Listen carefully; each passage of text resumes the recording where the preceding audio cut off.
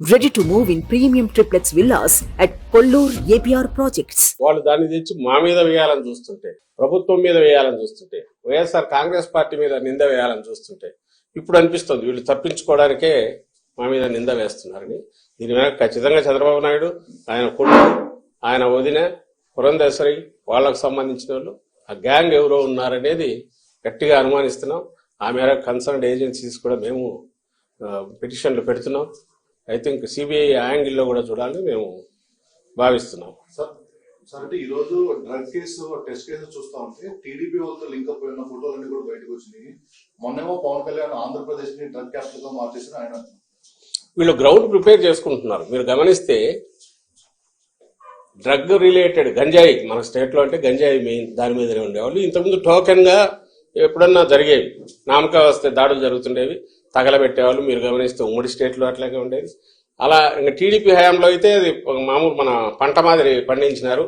అప్పట్లో టీడీపీ నాయకులే ఒకరి మీద ఒకరు అలిగేషన్స్ కూడా చేసుకున్నారు. ఉత్తరాంధ్రలో వాళ్ళ కన్సర్న్లోనే జరుగుతుంది. 100 కోట్లు సంపాదిస్తున్నారు, 1000 కోట్లు సంపాదిస్తున్నారని చూస్తున్నట్టు చంద్రబాబు నాయుడు కూడా వదిలేస్తున్నారు.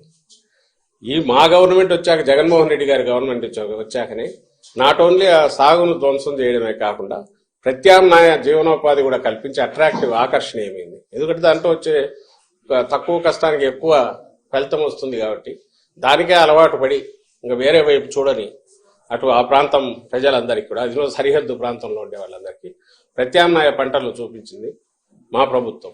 దానికోసం సెంట్రల్ గవర్నమెంట్ కూడా, హోమ్ డిపార్ట్మెంట్ కూడా ప్రైజ్ చేసింది. ఏపీ నెంబర్ 1 నిలబడింది. ఏది ఈ ఆపరేషన్ పరివర్తనని, ఆపరేషన్ నవోదయం అని. ఎవరైతే ఈ సాగు మీద డిపెండ్ అయిన ప్రజలు కానీ, బార్డర్ వీళ్ళు కానీ దానికి అలవాటు పడిన వాళ్ళను దాని నుంచి మళ్లించడంలో ఏపీ నెంబర్ 1 అనేది నిలబడింది. దానికోసం ఎస్సీబీ అదే పని మీద ఉంది. ఎస్సీబీ పెట్టిన తర్వాత 11,000, 12,000 ఎకరాల్లో సాగును ధ్వంసం చేశారు. అంతటితో మళ్ళీ వాళ్ళు దాని వైపు పోకుండా different crops, alternative crops, remunerative crops ను అక్కడ ప్రమోట్ చేసి వాళ్లకు జీవనోపాధి కల్పించి అది కన్సిస్టెంట్ గా నడుస్తుంది. ఉక్కుపాదం అంటే రియల్ సెన్స్ లో మోపడమే కాకుండా ఆ ప్రజలు మళ్ళీ సర్వైవ్ అయి బాగా ఎదగడానికి అవసరమైన ఏర్పాట్లు కూడా చేసింది ఈ ప్రభుత్వం. అలాగే ఈ కంపెనీ ఏది చెప్తున్నారో ఆ కంపెనీ తప్పుడు పనులు చేస్తే యాక్షన్ తీసుకుంది ఈ ప్రభుత్వం, మా జగన్మోహన్ రెడ్డి గారి ప్రభుత్వం, వైఎస్ఆర్సీపీ ప్రభుత్వం. ఇప్పుడు ఇంపోర్ట్ చేసుకున్నారు, డ్రగ్ ఇంపోర్ట్ చేసుకున్నారు, డ్రగ్స్ దొరికి ఆయన కంటైనర్కి సంబంధించిన కంపెనీ.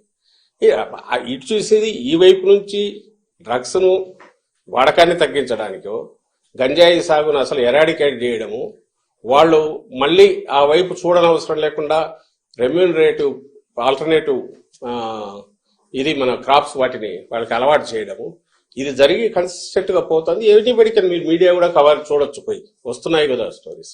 బార్డర్ లో కట్టుదిట్టం చేశారు, స్పెషల్ ఏజెన్సీని పెడితే దాన్ని నువ్వు ఎలాగో ప్రైజ్ చేయలేవు, నీ వల్ల కాలే. 14-19 మధ్య నువ్వు దాన్ని అసలు గంజాయి సాగు 3 పూలు 6 కాయలుగా నువ్వు నువ్వు చేసావు, చంద్రబాబు నాయుడు చేశాడు.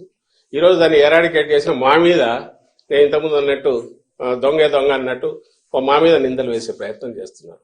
ప్రతి దాంట్లో ఇదే పని చేస్తున్నారు.